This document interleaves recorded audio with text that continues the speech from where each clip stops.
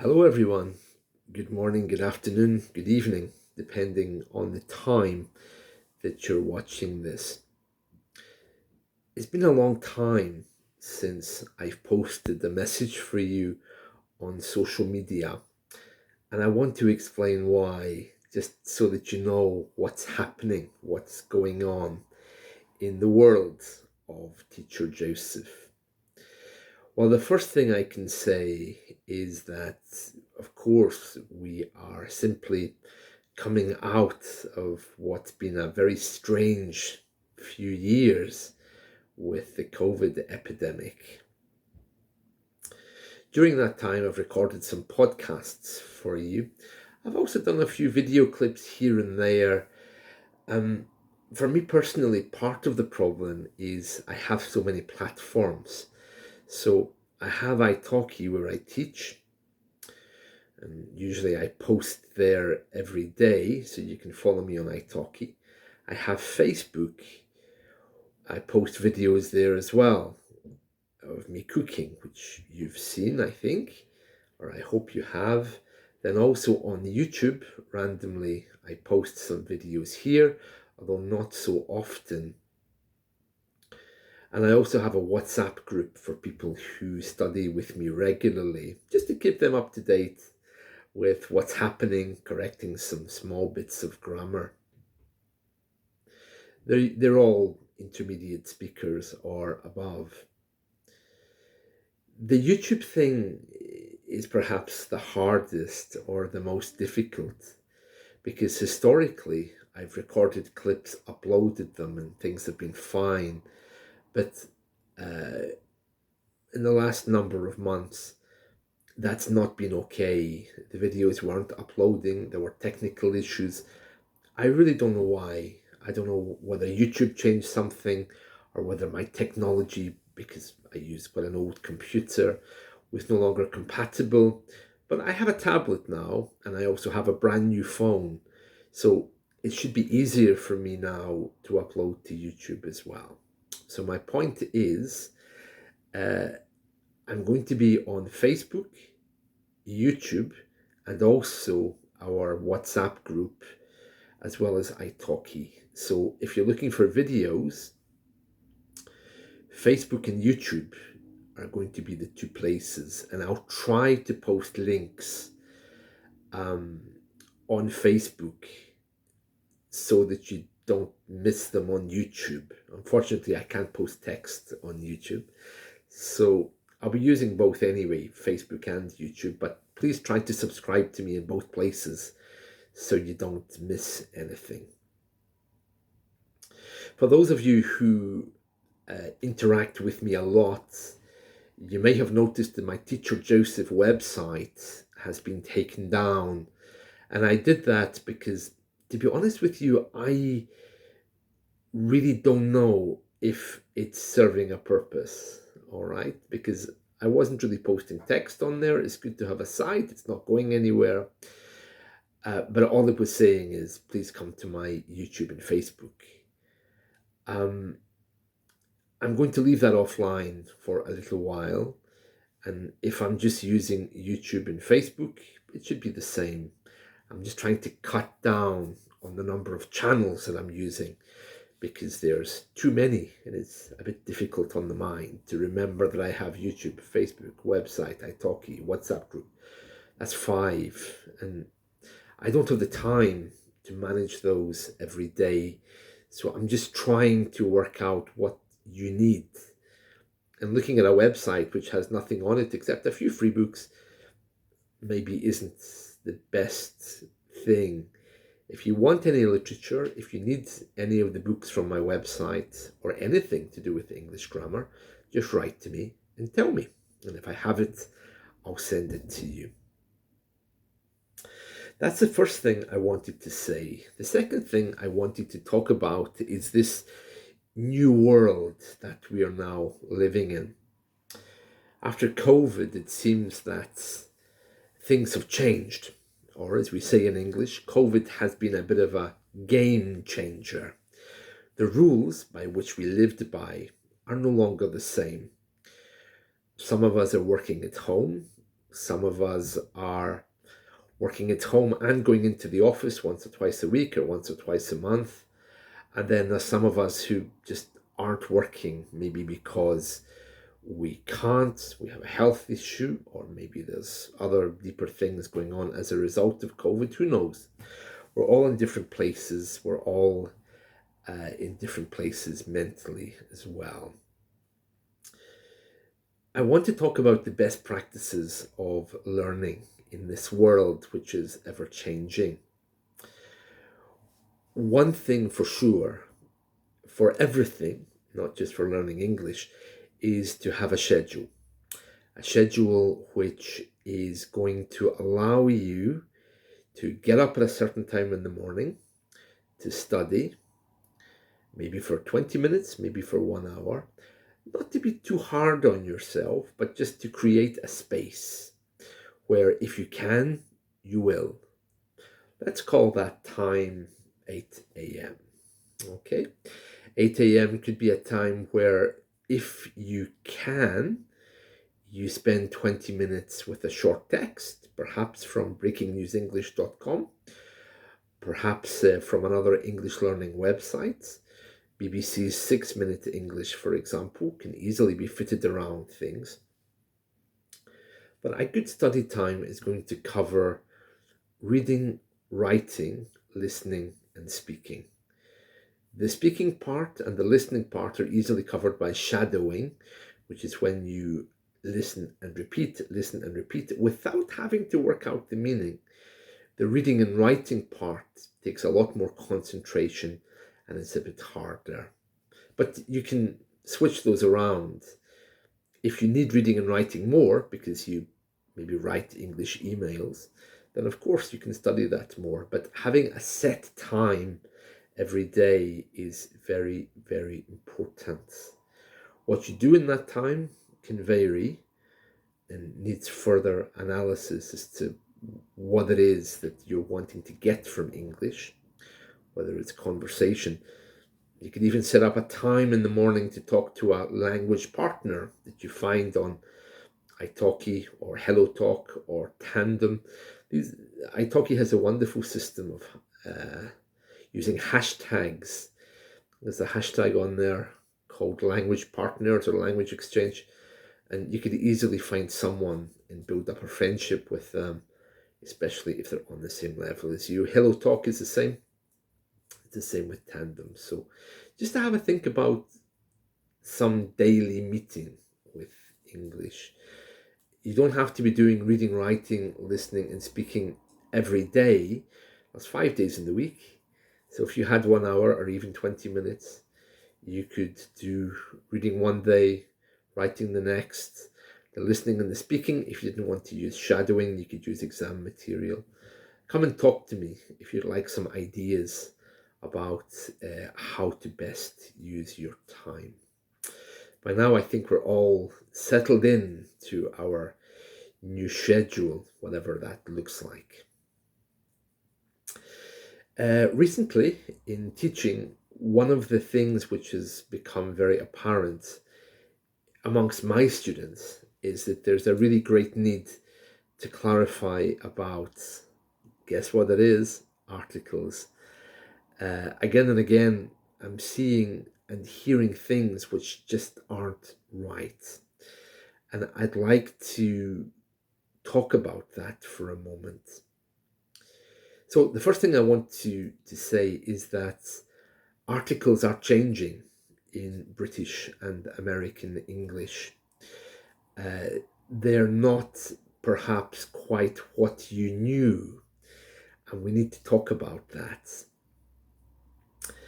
The other thing we need to talk about, of course, is when we use them and what they look like, So I'm going to give you some examples just to get us started. So first of all countable nouns need an article unless that countable noun is a name.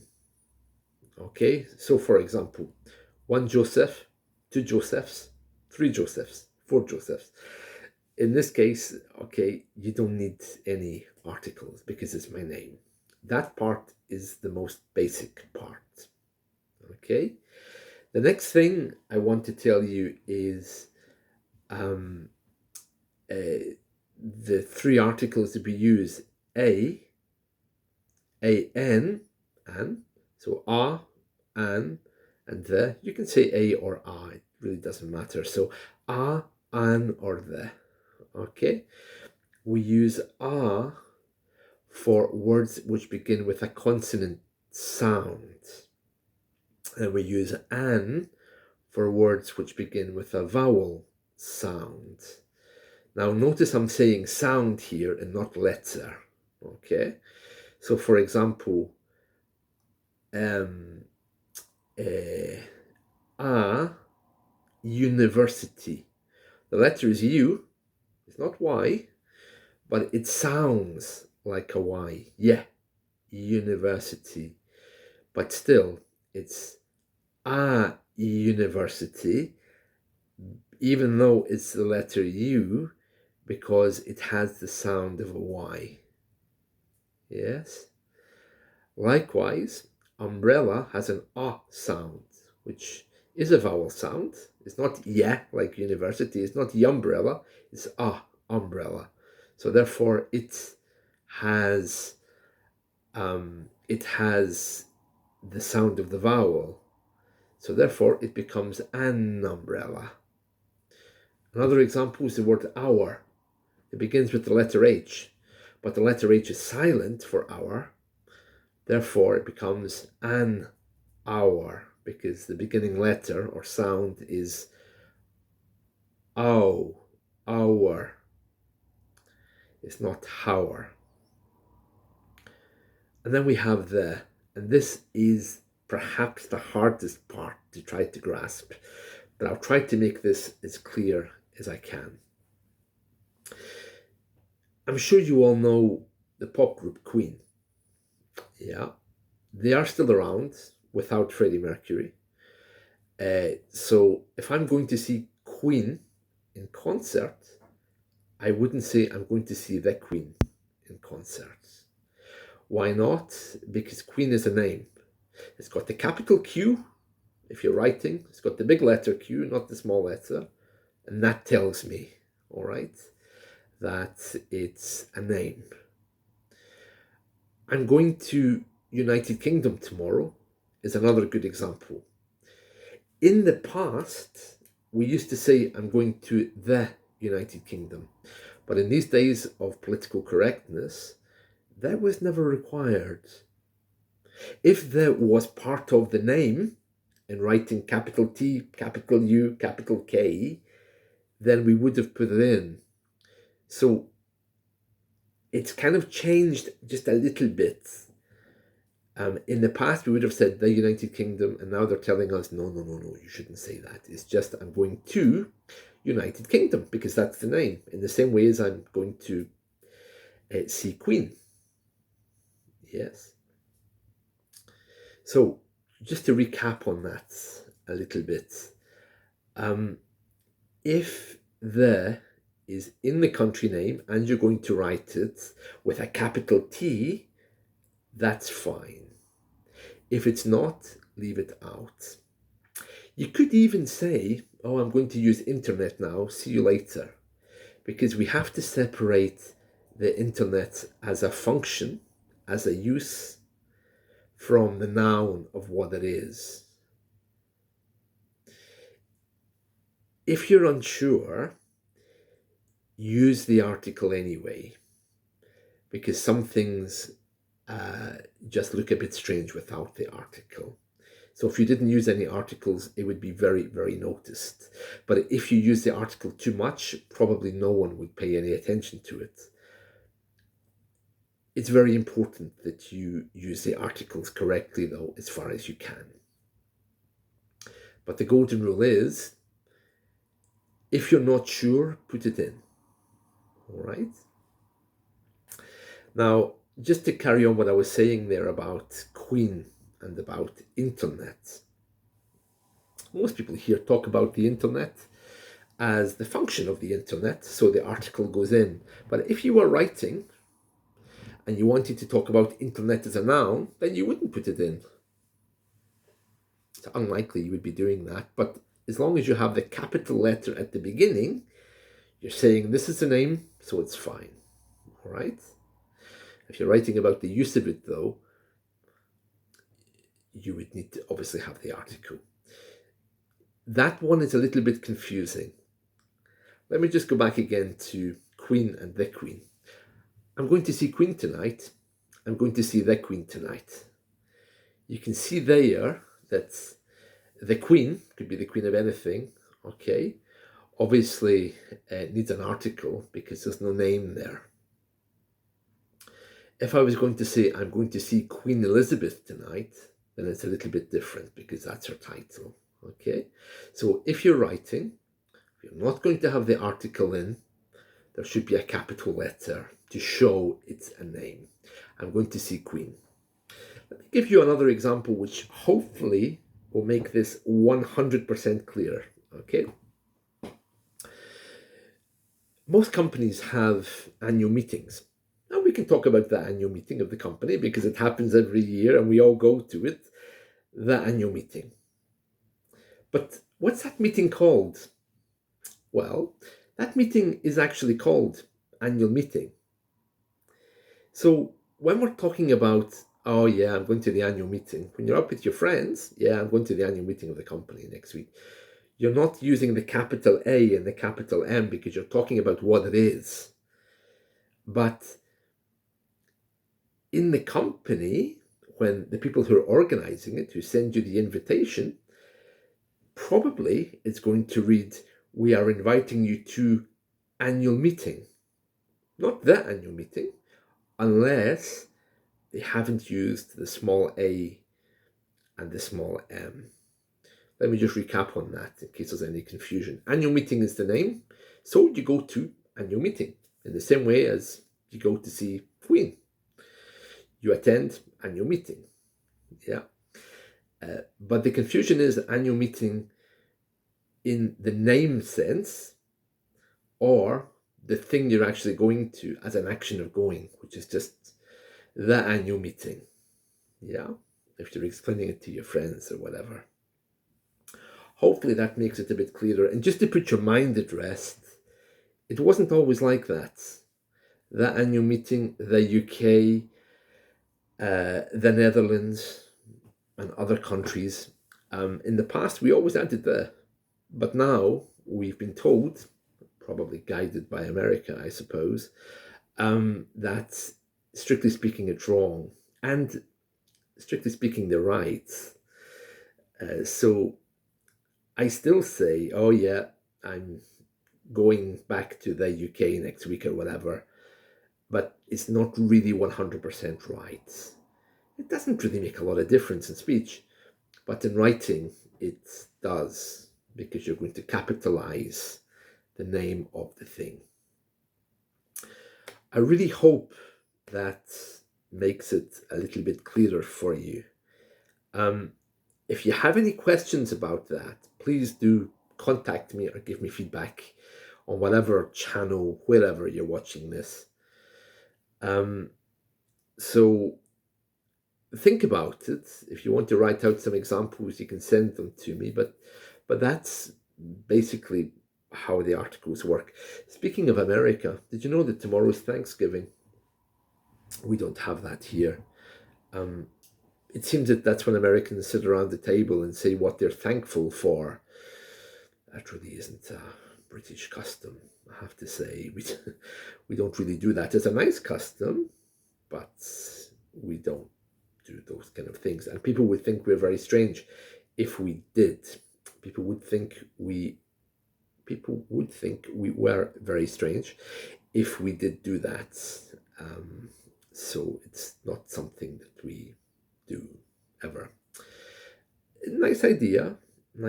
So if you are celebrating Thanksgiving tomorrow, perhaps with American family members, I really hope you have a lovely time.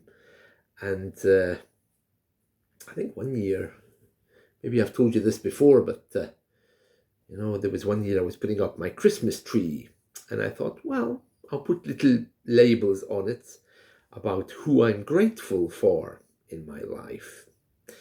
So I wrote down the first name. Yeah, I'm grateful for this person. Then I wrote down some other family members' names, and I thought, yeah, I'm grateful for that person. But then as I tried to kind of move on, I thought, well, I'm not really grateful for that person. I more kind of just tolerate them. So my gratitude tree became a tree of tolerance only, some kind of toleration tree. So it didn't really work for me. So that perhaps shows the differences between American culture and British culture. We don't always think about what we're grateful for. We think about what we don't have or what doesn't work for us. I guess that's human nature. But it's nice that they have that. And then Black Friday sale is the next day. I'll be on eBay buying things. Black Friday day. It's a new thing here in the UK as well. We don't have historically we didn't have Black Friday. Our sales are usually on Boxing Day, the day after Christmas. Anyway, whatever you're doing this week, whether it's Christmas shopping, Thanksgiving shopping, or New Year shopping, I wish you well, and you can let me know if you have any questions. Thanks very much. See you.